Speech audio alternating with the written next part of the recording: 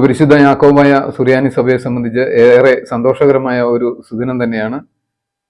സഭയുടെ പുതിയ കാതോലിക്കയായിട്ട് അഭിമന്യ ജോസഫ് മാർ ഗ്രിഗോറിയോസ് തിരുമേനിയുടെ സ്ഥാനാരോഹണ ശുശ്രൂഷ ലബനാനിൽ വെച്ച് അന്ത്യോക്യ പാത്രിയർക്കീസിനാൽ നിർവഹിക്കപ്പെടുകയാണ്. ഈ സമയത്ത് അന്ത്യോക്യ പാത്രിയർക്കീസിന്റെ കീഴിലുള്ള മഫ്രിയാനേറ്റ് അതേക്കുറിച്ച് അതിൻ്റെ ചരിത്രത്തെക്കുറിച്ചൊന്ന് പരിശോധിച്ച് നോക്കാം. മഫ്രിയാനേറ്റ് എന്ന് പറയുമ്പോൾ അതൊരു വേറെ ഒരു സഭയുടെ സ്ഥാപനമായിട്ടല്ല, അന്ത്യോക്യ പാത്രിയർക്കീസിന്റെ ഭരണ സൗകര്യത്തിന് വേണ്ടിയിട്ട് കിഴക്കിന്റെ ഭാഗത്തേക്കുള്ള ഭരണ സൗകര്യത്തിന് വേണ്ടിയിട്ട് സ്ഥാപിച്ച ഒരു മഫ്രിയാനേറ്റാണ്. പടിഞ്ഞാറ് മെസോപ്പൊട്ടേമിയ മുതൽ കിഴക്ക് ഇന്നത്തെ അഫ്ഗാനിസ്ഥാൻ വരെയും വടക്കേ ഇന്ത്യയുടെയും അതിർത്തിയിൽ വരെ വ്യാപിച്ചു കിടന്ന പഴയ പേർഷ്യൻ സാമ്രാജ്യത്തിലെ ക്രിസ്ത്യൻ സഭയുടെ സഭാ തലവനെയാണ് കിഴക്കിന്റെ കാതോലിക്ക എന്ന് ആദ്യം വിളിച്ചിരുന്നത്. ആ കിഴക്ക് ദേശത്തേക്കുള്ള മുഴുവൻ കാര്യങ്ങള് പാത്രിയർക്കീസ് ബാവയുടെ സമക്ഷത്തിൽ അറിയിക്കുന്നതിനും അവിടെയുള്ള ഭരണ സൗകര്യത്തിനും വേണ്ടിയിട്ടാണ് ഇത് സ്ഥാപിച്ചത്. തുടക്കത്തിൽ ഈ പദവി സ്വീകരിച്ച ബിഷപ്പ് മേജർ മെട്രോപൊളിറ്റൻ അല്ലെങ്കിൽ സെലൂഷ്യ കാതോലിക്ക എന്നാണ് അറിയപ്പെട്ടിരുന്നത്. പേർഷ്യൻ സാമ്രാജ്യത്തിന്റെ തലസ്ഥാന നഗരമായിരുന്നു സെലൂഷ്യ. റോമൻ പേർഷ്യൻ സാമ്രാജ്യങ്ങൾ തമ്മിലുള്ള കടുത്ത രാഷ്ട്രീയ വൈരാഗ്യം കാരണം അന്ത്യോക്യയിലെ പാത്രിയർക്കേറ്റിലേക്കുള്ള യാത്ര വളരെ ദുഷ്കരമായിരുന്ന ഒരു കാലഘട്ടമായിരുന്നു അത്. കാരണം ഭരണകാര്യങ്ങൾക്ക് വേണ്ടിയിട്ട് അന്ത്യോക്യയിലേക്ക് വിശ്വാസികളുടെ പ്രശ്നങ്ങൾ അവതരിപ്പിക്കാനായിട്ട് അങ്ങോട്ട് പോവുക അത്ര എളുപ്പമായിരുന്നില്ല. അതിന് വിശ്വാസികൾക്ക് കാര്യങ്ങൾ അവതരിപ്പിക്കാനും അതിനു വേണ്ടിയിട്ടുള്ള ഒരു മഫ്രിയാനേറ്റ് ആയിട്ടാണ് അത് സ്ഥാപിക്കപ്പെട്ടിരുന്നത്. പേർഷ്യയിൽ സിറിയൻ ക്രിസ്ത്യൻ സമൂഹത്തിലും അന്ത്യോക്യ പാത്രിയർക്കേറ്റിനും ഇടയിലുള്ള ഒരു കണ്ണിയായിട്ട് പ്രവർത്തിക്കുന്നതിനാണ് ഈ സ്ഥാപനം ആദ്യമായിട്ട് സ്ഥാപിച്ചത്. സെലൂക്യൻ കാതോലിക്കേറ്റിന്റെ അധികാരപരിധി തുടക്കത്തിലെ പേർഷ്യൻ സാമ്രാജ്യത്തിനുള്ളിൽ മാത്രമായിരുന്നെങ്കിലും പിന്നീട് മിഷണറി പ്രവർത്തനങ്ങളിലൂടെ ഏഷ്യയിലെ സാമ്രാജ്യത്തിന് പുറത്ത് മറ്റ് ചില പ്രദേശങ്ങളിലേക്ക് കൂടി ഇത് വ്യാപിച്ചു. എന്തുകൊണ്ടെന്നാൽ ആ പ്രദേശത്തേക്ക് കൂടുതലായിട്ട് സഭയുടെ വിശ്വാസികൾ ആ ഭാഗത്തേക്ക് വ്യാപിക്കുകയുണ്ടായപ്പോൾ അവരെ കൂടി കാര്യങ്ങൾ പരിഗണിക്കേണ്ടതായിട്ട് വന്നു. അങ്ങനെ ആ പ്രദേശത്തേക്ക് കൂടിയിട്ട് ഈ കാര്യങ്ങൾ അതിന്റെ പരിധി വ്യാപിപ്പിക്കുകയാണ് ചെയ്തത്. കാതോലിക്കോസ് എന്ന പദം ഒരു ജനറൽ പ്രൈമേറ്റ് അല്ലെങ്കിൽ ഒരു ജനറൽ വികാരി എന്ന അർത്ഥം വരുന്ന കാത്ത് ഹോളിക്കോസ് എന്ന ഗ്രീക്ക് പദത്തിൽ നിന്നാണ് ഉരുത്തിരിഞ്ഞത്. ആ ഒരു ഇത് സംജ്ഞ കാണിക്കുന്നതിന് വേണ്ടിയിട്ടാണ് ആ ഒരു കാതോലിക്കോസ് എന്ന പദം ഉപയോഗിച്ചത്. എന്നാൽ മഫ്രിയാനോ എന്ന പദം പിന്നീട് ഉപയോഗിച്ചിരുന്നു. മഫ്രിയാനോ എന്ന പേര് സിറിയക് പദമായ അഫ്രിയയിൽ നിന്നാണ് ഉരുത്തിരിഞ്ഞത്. അഫ്രി എന്നാൽ ഫലപ്രദമാക്കുക അല്ലെങ്കിൽ ഫലഭൂഷ്ഠിത നൽകുന്നവൻ എന്ന അർത്ഥം വരുന്ന ഒരു വാക്കാണ്. അതിൽ നിന്നാണ് മഫ്രിയാനേറ്റ് എന്ന ഒരു പദത്തിന് രൂപം കൊടുക്കുന്നത്. 13-ാം നൂറ്റാണ്ടിന്റെ മധ്യം മുതൽ മഫ്രിയാനേറ്റിന്റെ ഏതാനും സ്ഥാനികളെ കാതോലിക്കോസ് എന്ന് വിളിച്ചിരുന്നു. അതേസമയത്ത് ഈ കാതോലിക്കോസ് എന്ന് ചില സമയങ്ങളിൽ ഇതിന് കാതോലിക്കോസ് എന്നും വിളിച്ചിരുന്നു. എന്നാൽ ഈ പദവി ഒരിക്കലും വ്യാപകമായിട്ട് ഉപയോഗിച്ചിരുന്നില്ല. എന്ന് വെച്ചാൽ വ്യാപകമായിട്ട് കാതോലിക്കോസ് എന്ന പദമല്ല ഉപയോഗിച്ചിരുന്ന. അക്കാലത്ത് മഫ്രിയാനായിട്ട് അല്ലെങ്കിൽ മഫ്രിയൻ എന്ന പദമാണ് ഉപയോഗിച്ചിരുന്നത്. നമുക്കറിയാം, അങ്ങനെയാണ് നമ്മുടെ കോതമംഗലത്തെ കബറടങ്ങിയിരിക്കുന്ന മഫ്രിയാൻ ബസോലിയോസ് എൽദോമാർ ബസോലിയോസ് ബാവയുടെ നാമത്തിൽ നമ്മൾ അറിയുന്നത്. എന്നിരുന്നാലും 20-ാം നൂറ്റാണ്ടിൽ അന്ത്യോക്യയിൽ വിശുദ്ധ സിംഹാസനത്തിന് കീഴിലുള്ള മഫ്രിയാനേറ്റിന്റെ ആസ്ഥാനം ഇന്ത്യയിൽ സ്ഥാപിതമായപ്പോൾ പ്രാദേശിക സഭയുടെ തലവന് കാതോലിക്കോസ് എന്ന പദവി ആണ് സ്വീകരിച്ചത്. അപ്പൊ കാതോലിക്കോസ് എന്ന പേരയിലാണ് ഇന്ത്യയിൽ ഈ മഫ്രിയാനേറ്റ് പുനഃസ്ഥാപിച്ചപ്പോൾ ആ പേര് അറിയപ്പെടുന്നത്. ഇന്ന് മലങ്കരയിൽ ഉപയോഗിക്കുന്ന ഈ സ്ഥാനപ്പേരാണ്. ഇന്ന് മഫ്രിയാനോ എന്ന പദവി ഇപ്പോൾ ഉപയോഗിക്കുന്നില്ല. അന്ത്യോക്യ പാത്രിയർക്കീസിൽ മഫ്രിയാനോറ്റ് എന്ന പദവി ഇപ്പോൾ ഉപയോഗിക്കുന്നില്ല. അത് മുൻപ് ഉപയോഗിച്ചിരുന്ന പദം മാത്രമാണുള്ളൂ. 1-ാം നൂറ്റാണ്ടിൽ ക്രിസ്തു മതത്തിന്റെ ഉദയത്തില് മധ്യേഷ്യയിലും അവിടെ പരസ്പരം എതിർത്തിരുന്ന രണ്ട് വലിയ ശക്തികൾ ഉണ്ടായിരുന്നു. രണ്ട് വലിയ പ്രബല ഗ്രൂപ്പുകൾ അന്ന് പരസ്പരം പോരടിച്ചിരുന്ന ഒരു കാലഘട്ടമുണ്ട്. അത് റോമൻ സാമ്രാജ്യം എന്ന ബൈസന്റൈൻ സാമ്രാജ്യം, അതിൽ പാത്തിയൻ സാമ്രാജ്യം എന്ന് പറഞ്ഞാൽ 3-ാം നൂറ്റാണ്ടിലെ ആരംഭം മുതൽ സസനൈഡ്സ് പെർഷ്യക്കാർ എന്നറിയപ്പെട്ടിരുന്ന വിഭാഗമാണ് പാർത്തിയൻ സാമ്രാജ്യത്തിനുണ്ടായിരുന്നത്. ഈ പരമ്പരാഗതമായ ഇവരുടെ ശത്രുത നൂറ്റാണ്ടുകളായി ആ പ്രദേശത്തിന്റെ ചരിത്രത്തിൽ നിർണായകമായ സ്വാധീനം ചെലുത്തിയിരുന്നു. ഈ എതിരാളികളായ സാമ്രാജ്യങ്ങൾ തമ്മിലുള്ള അതിർത്തി രേഖ മെസപ്പൊട്ടോമിയയുടെ ഭൂപ്രകൃതിയുടെ ഇരുവശത്തും സിറിയൻ സംസാരിക്കുന്ന ജനസംഖ്യയുമായി വിഭജിച്ച് കഴിഞ്ഞിരുന്നു. അതായത് രണ്ട് രീതിയിലുള്ള ഭാഷാപരമായ ഒരു വിഭജനം കൂടി അവിടെ ഈ കാലത്ത് നടന്നിരുന്നു. പാലസ്തീന് പുറത്ത് ആദ്യമായിട്ട് ഒരു ക്രിസ്ത്യൻ സാന്നിധ്യം പ്രത്യക്ഷപ്പെട്ട ഒരു വലിയ നഗരമാണ്, ഒരു തുറമുഖ നഗരമാണ് അന്ത്യോക്യ. റോമൻ സാമ്രാജ്യത്തിന്റെ കിഴക്ക് ഭാഗത്തുള്ള സിറിയൻ പ്രവിശ്യയുടെ തലസ്ഥാനമായിരുന്നു അന്ത്യോക്യ. ഈ അന്ത്യോക്യയുടെ പ്രാതിനിധ്യം അല്ലെങ്കിൽ അതിന്റെ പ്രശോഭിത നമുക്ക് കൂടുതലായിട്ട് നമുക്ക് ക്രിസ്ത്യാനികളെ സംബന്ധിച്ച് അറിയാം. കാരണം ആദ്യമായിട്ട് അന്ത്യോക്യയിൽ വെച്ചാണ് ക്രിസ്ത്യാനികൾക്ക്, ക്രിസ്തു വിശ്വാസികൾക്ക് ക്രിസ്ത്യാനികൾ എന്ന പേര് വന്നത്. അന്ത്യോക്യ നഗരത്തിലെ ബിഷപ്പന്മാർക്ക് ക്രിസ്തു മതത്തിന്റെ ചരിത്രത്തില് പ്രത്യേക പ്രാധാന്യം തന്നെ ഉള്ളതായിട്ട് നമുക്ക് അറിയാമല്ലോ. ഇവിടെയായിരുന്നു അപ്പസ്തോലന്മാരുടെ തലവനായ വിശുദ്ധ പത്രോസ് സ്ലീഹ AD 337 തന്റെ അപ്പസ്തോലിക സിംഹാസനം സ്ഥാപിച്ചത്. അന്ത്യോക്യയുടെയും മുഴുവൻ കിഴക്കിന്റെയും ചുമതല പാത്രിയർക്കീസിന്റെ സംരക്ഷണയിലായിരിക്കുമെന്ന് അക്കാലത്തെ പ്രാദേശികമായും അല്ലാതെയുള്ള എക്യുമെനിക്കൽ സുന്നതദോസുകൾ വഴിയും രൂപപ്പെട്ട ക്രിസ്തീയ സഭാ നിയമങ്ങള് പ്രത്യേകമായിട്ട് നിഷ്കർഷിച്ചിരുന്നു. അപ്പൊ ഓരോ വിഭാഗത്തിന്റെയും സഭാപരമായ ഏരിയ ഏതൊക്കെ ഭാഗങ്ങളിലാണെന്ന് പ്രത്യേകം നിഷ്കർഷിച്ചു കഴിഞ്ഞപ്പോൾ അന്ത്യോക്യ പാത്രിയർക്കീസിന്റെ ഭരണസീമയിൽപ്പെട്ടതാണ് അന്ത്യോക്യയുടെയും കിഴക്കൊക്കെയുടെയും തീരങ്ങൾ. അതുകൊണ്ട് നമ്മുടെ സഭയിൽ നിന്ന് ഒരു കൽപ്പനകൾ മൊത്തം വായിക്കുമ്പോൾ നമുക്കറിയാം അന്ത്യോക്യയുടെയും കിഴക്കൊക്കെയുടെയും പരിശുദ്ധ പത്രോസിന്റെ ശ്ലൈഹിക സിംഹാസനത്തിൽ വാണരുള്ളതെന്ന് നമ്മൾ കേൾക്കാറുണ്ട്. അന്ത്യോക്യ, അലക്സാൻഡ്രിയ, റോം എന്നിവിടങ്ങളിലെ പാത്രിയർക്കീസിന്റെ സഭാപരമായ അധികാര പരിധികളെ ഈ സുന്നതദോസുകള് കൃത്യമായിട്ട് നിർവഹിച്ചിരുന്നു. എന്നാൽ പേർഷ്യൻ റോമൻ സാമ്രാജ്യങ്ങൾക്കിടയിലുള്ള രാഷ്ട്രീയ തടസ്സങ്ങളും അവയുടെ ഭരണാധികാരികളുടെ കടുത്ത മത്സരവും രണ്ട് പ്രദേശങ്ങൾ തമ്മിലുള്ള ആശയവിനിമയം കൂടുതൽ ദുഷ്കരവും അപകടകരവുമായിരുന്നു. കാരണം അവിടുന്ന് അപകടം എന്ന് പറഞ്ഞാൽ ഈ വിശ്വാസത്തിലുള്ളവരെ പലപ്പോഴും അപകടപ്പെടുത്തുന്ന ഒരു പ്രവണത അന്നത്തെ കാലത്തുണ്ടായിരുന്നു. മറ്റു വിശ്വാസത്തിലുള്ളവരോട് അവർക്ക് കടുത്ത വിരോധമായിരുന്നു ഈ ഓർത്തഡോക്സ് വിശ്വാസികളോട് എന്നുള്ളത് നാം പ്രത്യേകം ഓർക്കണം. അന്ത്യോക്യയിലെ പാത്രിയർക്കീസ് നിയമിച്ച പേർഷ്യയിൽ നിന്നുള്ള പുരോഹിതന്മാരെ ചാരന്മാരാണ്, അവരുടെ കാര്യങ്ങൾ ചോർത്താൻ വന്ന ചാരന്മാരാണെന്ന് ആരോപിച്ച് അവരെ വധിച്ച സന്ദർഭങ്ങൾ വരെ ഉണ്ടായിട്ടുണ്ട്.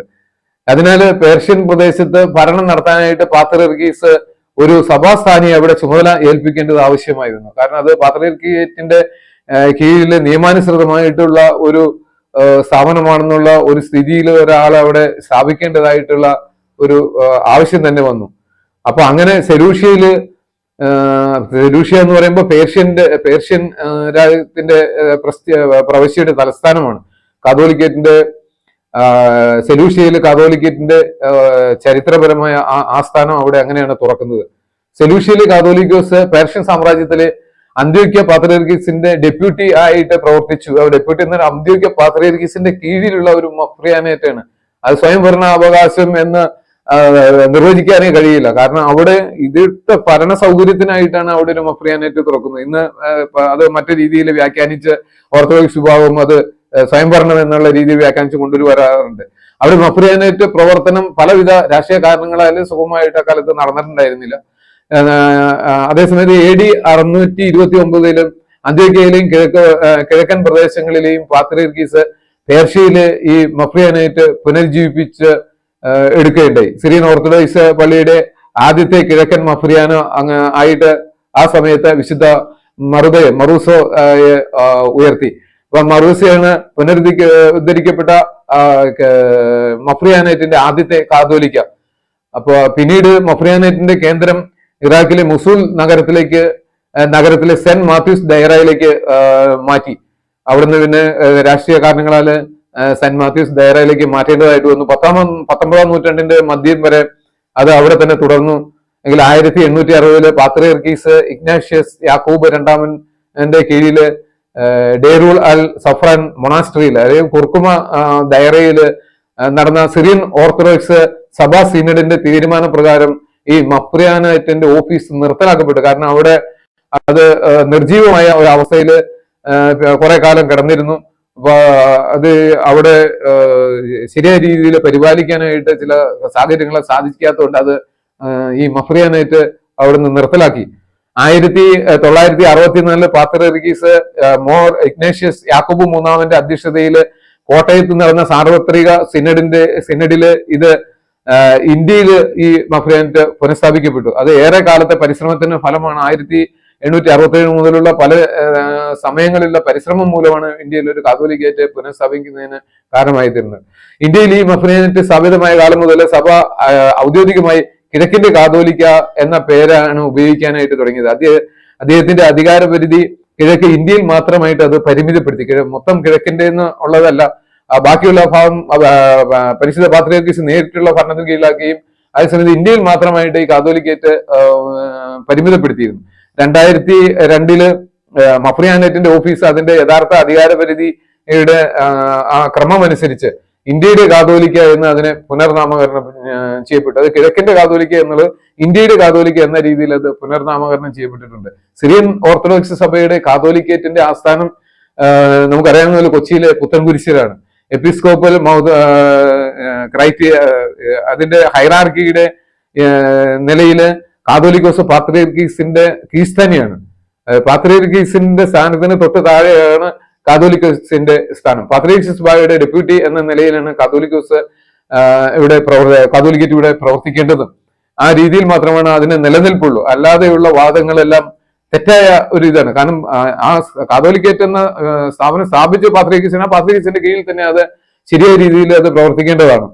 ഇവിടുത്തെ പ്രവിശ്യയുടെ വിശുദ്ധ സിനഡിന്റെ നേതൃത്വം നൽകുന്നത് കാതോലിക്കായും മെത്രാപ്പോലിത്തന്മാരും ഇന്ത്യയിലെ എല്ലാ വിശ്വാസികളെ പുരോഹിതരും അതുപോലെ തന്നെ വിശ്വാസികളെല്ലാം തന്നെ ലോകമെമ്പാടുമുള്ള സിറിയൻ ഓർത്തഡോക്സ് സഭയുടെ ആത്മീയ അധികാരിയായ അന്ത്യോക്യ പാത്രിയർക്കീസിനോട് വിശ്വസ്തതയും വിധേയത്വവും പുലർത്തേണ്ടത് വളരെ അത്യാവശ്യമാണ്. അത് അങ്ങനെ പുലർത്തി തന്നെയാണ് സുറിയാനി ഓർത്തഡോക്സ് സഭയുടെ ഇന്ത്യയിലെ കാതോലിക്കേറ്റ് പ്രവർത്തിക്കുന്നത്.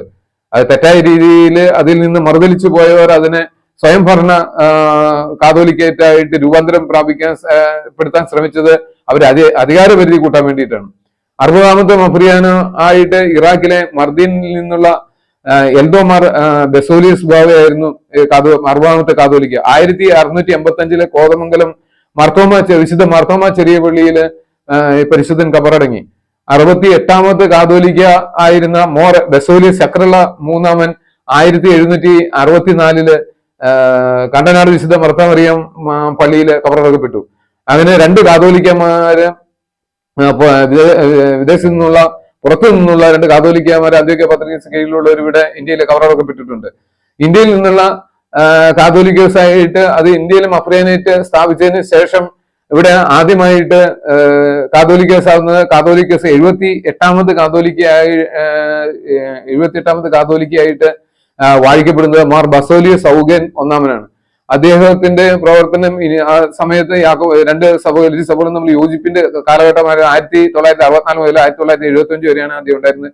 75 അദ്ദേഹം പാത്രിയർക്കീസ് ബാവയോടുള്ള വിധേയത്തില് നിലനിൽക്കാത്തതുകൊണ്ട് അദ്ദേഹത്തെ അതിൽ നിന്ന് പുറത്താക്കി വീണ്ടും 79ാമത് കാതോലിക്കായിട്ട് മാർ ബസോലിയസ് പൗലോസ് രണ്ടാമൻ വാഴിക്കപ്പെട്ടു. 1975 മുതൽ 1996 വരെയാണ് അദ്ദേഹം ഉണ്ടായിരുന്നത്. Baselios Catholicos Malayakurishu saint George ദയറയിലെ കബറടങ്ങിയിട്ടുണ്ട്. തുടർന്ന് 80ാമത്തെ കാതോലിക്കയായിട്ട് മാർ ബസോലിയസ് തോമസ് പ്രഥമൻ കാതോലിക്ക വാഴിക്കപ്പെട്ടത്. അദ്ദേഹത്തിന്റെ കാതോലിക്കയായിട്ട് 2002 മുതൽ 2024 വരെ ഉള്ള വർഷങ്ങളിൽ കാതോലിക്കായിട്ടിരുന്നു. ഇപ്പോൾ അന്ത്യോക്യ സുറിയാനി ഓർത്തഡോക്സ് സഭയുടെ 81ാമത്തെ കാതോലിക്കയായിട്ട് ഈ സ്ഥാനത്തേക്ക് ഉയർത്തപ്പെടുന്നത് അഭിമന്യ ജോസഫ് മാർ ഗ്രിഗോറിയോസ് തിരുമേനിയാണ്. അപ്പൊ ഇപ്പോൾ 81ാമത്തെ ഇനിയിപ്പോ തുടർന്നുള്ള കാലങ്ങളിൽ ഇവിടെ ഇന്ത്യയിലെ കാതോലിക്കേഴ്സിന്റെ ഇതിന്റെ തുടർച്ചയായിട്ട് ഇന്ത്യയിൽ നിന്ന് തന്നെ ആയിരിക്കും കാതോലിക്കന്മാരെ നിയമിക്കുന്നത് എന്ന് നമുക്ക് കണക്കാക്കാം. മുളന്തുരുത്തിയിലെ പെരുമ്പള്ളിയിലെ ശ്രാമ്പിക്കൽ പള്ളിത്തിട്ട ഗീവറീസിന്റെയും സാറാമ്മയുടെയും 4 മക്കളിൽ ഇളയവനായിട്ടാണ് മോർ ഗ്രിഗോറിയസ് ജോസഫ് ജനിച്ചത്. നമ്മളെ എപ്പോഴും കേട്ടിന്റെ പരുമല തിരുമേനിയുടെ പിൻതലമുറക്കോര എന്ന് പറയുമ്പോൾ പരുമല ഗ്രിഗോറിയസ് തിരുമേനിയുടെ കസിന്റെ പേരക്കുട്ടിയാണ് ജോസഫ് മാർ ഗ്രിഗോറിയസ് തിരുമേനി എന്നുള്ളത് നമുക്ക് ഏറെ സന്തോഷകരമായ ഒരു കാര്യം തന്നെയാണ്. പെരുമ്പള്ളിയിലെ പ്രൈമറി സ്കൂളിലും മുളന്തുരുത്തി ഹൈസ്കൂളിലുമായിരുന്നു പ്രാഥമിക വിദ്യാഭ്യാസം നേടിയത്. പൗരോഹിത്യം ത്തിലേക്ക് കടക്കുന്നത് വളരെ ചെറുപ്പത്തിൽ തന്നെ അദ്ദേഹം പൗരോഹിത്യ സ്ഥാനത്തിന്റെ ആ നൽവഴികളിലേക്ക് കടക്കപ്പെട്ടിരുന്നു. 13-ാമത്തെ വയസ്സില് ജോസഫിന് മോർ ഇഗ്നേഷ്യസ് ദയറ, മഞ്ഞനിക്കര ദയറയില് ഗീവറീസ് മോർ ഗിരിഗുറൂസ് തിരുമേനി, അതായത് നമ്മുടെ പെരുമ്പള്ളി തിരുമേനി അദ്ദേഹത്തെ ഡീക്കനായിട്ട് നിയമിച്ചു. ജോസഫ് തിരുമേനി വർഷങ്ങളോളം പെരുമ്പള്ളി തിരുമേനിയുടെ സെക്രട്ടറി ആയിട്ട്, ജോസഫ് ഡീക്കനായിരുന്ന സമയത്ത് വർഷങ്ങളോളം പെരുമ്പള്ളി തിരുമേനിയുടെ സെക്രട്ടറി ആയിട്ട് സേവനം അനുഷ്ഠിച്ചിട്ടുണ്ട്. എറണാകുളം മഹാരാജാസ് കോളേജിൽ നിന്ന് പ്രീ ഡിഗ്രിയും ബിരുദവും നേടിയ അദ്ദേഹം ദൈവശാസ്ത്ര പഠനത്തിനായിട്ട് പെരുമ്പള്ളിയിലെ മോർ ജൂലിയസ് സെമിനാരിയിൽ ആണ് ചേർന്നത്. പിന്നീട് 1984 മാർച്ചില് 25-ന് മുളന്തുരുത്തിയിലെ മാർത്തോമൻ പള്ളിയില് കാതോലിക്ക ബാവ മാർ ബെസോലിയോസ് പൗലോസ് രണ്ടാമനിൽ നിന്ന് കശീശ പട്ടം ലഭിക്കുകയുണ്ടായി.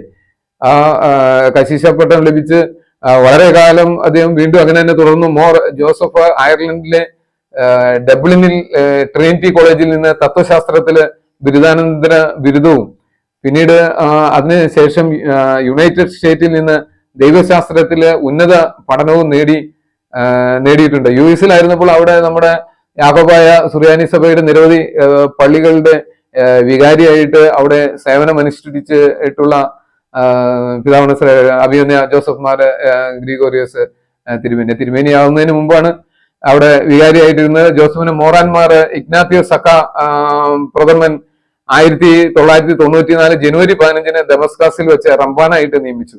അപ്പൊ അത് മേൽപ്പെട്ടക്കാരനാക്കുന്നതിന്റെ മുന്നോടിയായിട്ടാണ് റംബാനായിട്ട് നിയമിച്ചത്. തുടർന്ന് അടുത്ത ദിവസം തന്നെ 1994 ജനുവരി 16-ന് അന്ത്യോക്യ പാത്രിയർക്കീസ് മോറാൻമാർ ഇഗ്നാത്തിയോസ് സാക്കാ പ്രഥമൻ ജോസഫ് റംബാനെ ജോസഫ് മാർ ഗ്രിഗോറിയോസ് എന്ന പേരിൽ മെത്രാപ്പോലിത്തിയായിട്ട് വാഴിച്ചു.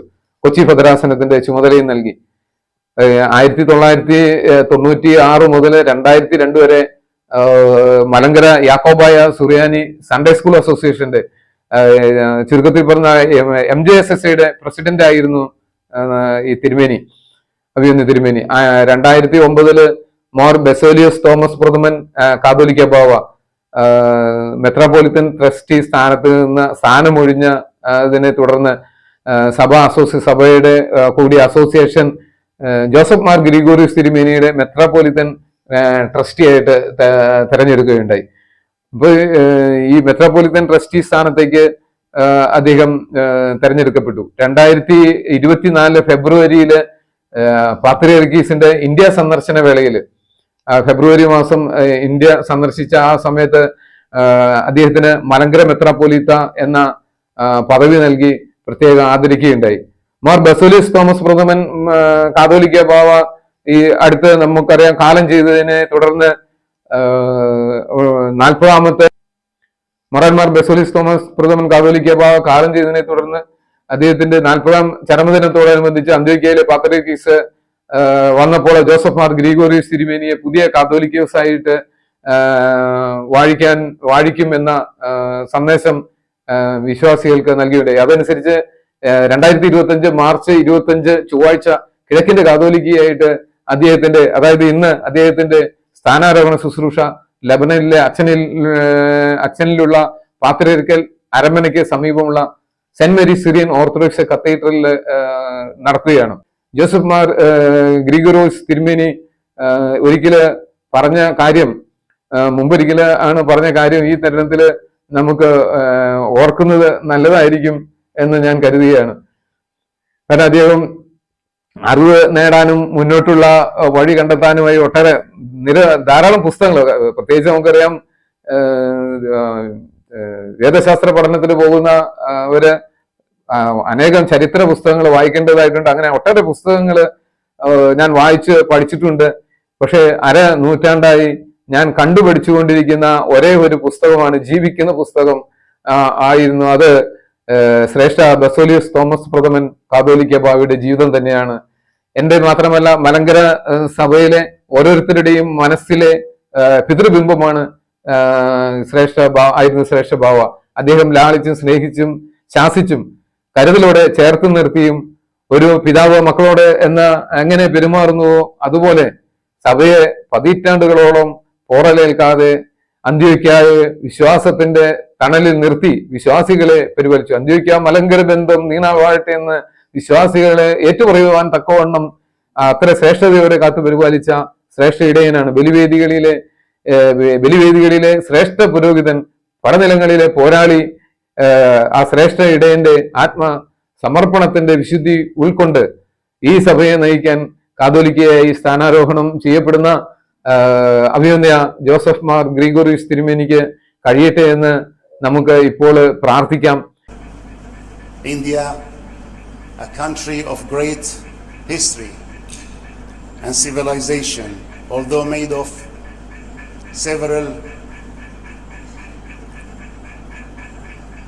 peoples, races, languages, castes, but come together in unity under the Indian flag, and especially united in the Indian spirit of tolerance, which we know firsthand through our people who have been in India for centuries and centuries since the beginning of Christianity, freely practicing and cooperating with all Indian people for the benefit and the growth of India.